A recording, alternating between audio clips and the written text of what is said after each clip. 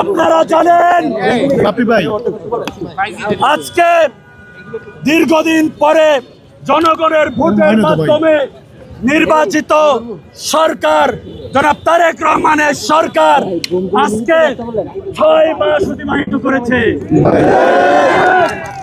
আপনারা জানেন দীর্ঘদিনের ফ্যাসিবাদের করাচলে থেকে এই বাংলাদেশ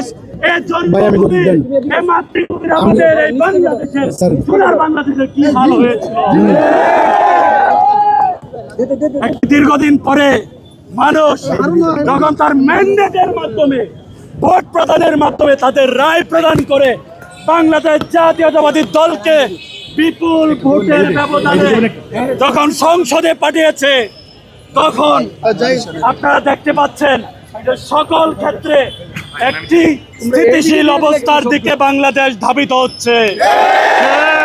আপনারা জানেন দেশকে একটি কি বলবো যে একটি মানে একটু ধ্বংসের দ্বারপ্রান্তে নিয়ে গিয়ে হয়েছিল।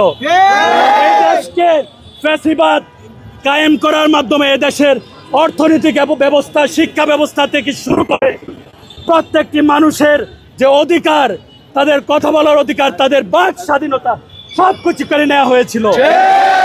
কিন্তু আজকে আমরা এই গত 6 মাসে কি দেখেছি? আজকে যখন সরকারের কেউ সমালোচনা করে, যৌক্তিক সমালোচনা করেন, যৌক্তিক সমালোচনা করলে সেটিকে তারেক রহমানের সরকার অ্যাপ্রিসিয়েট করতেছেন। তাহলে এবং এই যে দীর্ঘদিন ধরে আমাদের যে অর্থনৈতিক যে আমাদের অচলায়তন, আমাদের যে অচল অবস্থা, সেটি দূর করার জন্য আজকে তারেক রহমান সরকার বিভিন্ন ধরনের বাধা বিপত্তি সত্ত্বেও জান প্রাণ উজাড় করে চেষ্টা করে যাচ্ছেন, ঠিক কিনা ভাই? তারপরে দেখবেন যে একটি গোষ্ঠীর ঘুম হারাম, একটি গোষ্ঠীর ঘুম হারাম। কেননা তারা চায় না, তারা বাংলাদেশের পক্ষে কখনোই ছিল না।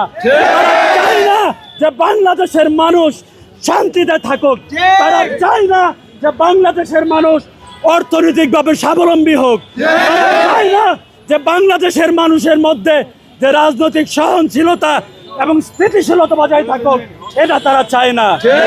আমরা ধিক্কার জানাই তাদেরকে। এবং আমরা এখান থেকে আপনাদের অনুরোধ করতে চাই, আমরা আপনাদেরকে গুপ্ত সুপ্ত হিসাবে অভিহিত করলাম না। আমরা চাই কি বলে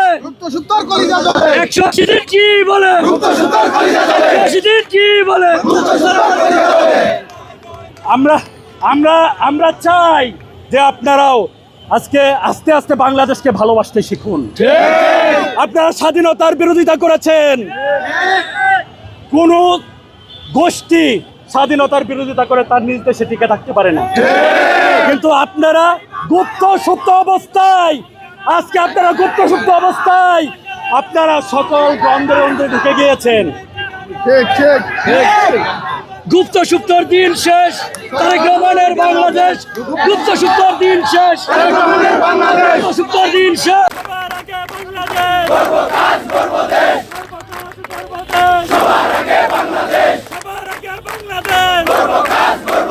সুতরাং এখন যখন বাংলাদেশ একটি স্থির ও সুস্থির বাংলাদেশ, একটি সোনার বাংলাদেশের দিকে যখন তারেক রহমান সরকার চেষ্টা করে যাচ্ছেন এগিয়ে নিয়ে যাওয়ার জন্য, তখন যে কোনো ধরনের ষড়যন্ত্র মোকাবেলায় ছাত্রদল সবসময় রাজপথে উপস্থিত থাকে।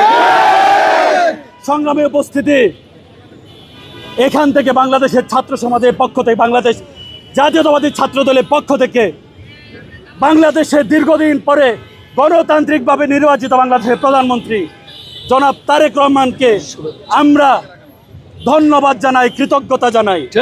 এত বাধা বিপত্তি সত্ত্বেও উনি ওনার যে ম্যান্ডেট, যে টার্গেট, সেটি পূরণ করার জন্য যেভাবে নির্ভীক চিত্তে এগিয়ে যাচ্ছেন, সেই জন্য বাংলাদেশ জাতীয়তাবাদী দল, বাংলাদেশ জাতীয়তাবাদী ছাত্র দল সবসময় তার সঙ্গে রয়েছে। সংগ্রামী উপস্থিতি, আপনাদের সকলকে আবারও ধন্যবাদ জানিয়ে এবং আগামীর বাংলাদেশে আগামী সোনার বাংলাদেশে, আগামীর জাতীয়তাবাদী বাংলাদেশে, আগামী তারেক রহমানের বাংলাদেশে সকলকে এক এবং ঐক্যবদ্ধ থেকে এই সোনার বাংলাদেশকে কীভাবে আরও সামনের দিকে এগিয়ে যাওয়া যায় সেই প্রত্যাশা, সেই আশাবাদ সবার কাছ থেকে প্রত্যাশা করে